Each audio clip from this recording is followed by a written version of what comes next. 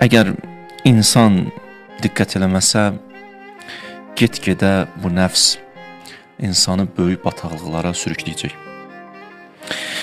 Özümüzə vaxt ayırmalıyıq. Nəfsə diqqət olunmadığı təqdirdə amansızlaşır. İnsanın nəfsi bəzi vaxtlar ən yırtıcı heyvanı etmədiyin belə edir.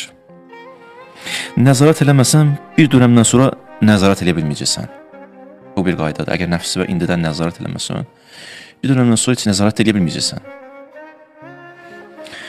İnsanın gərək özünə yazığı gəlsin, özünə gün ağlasın.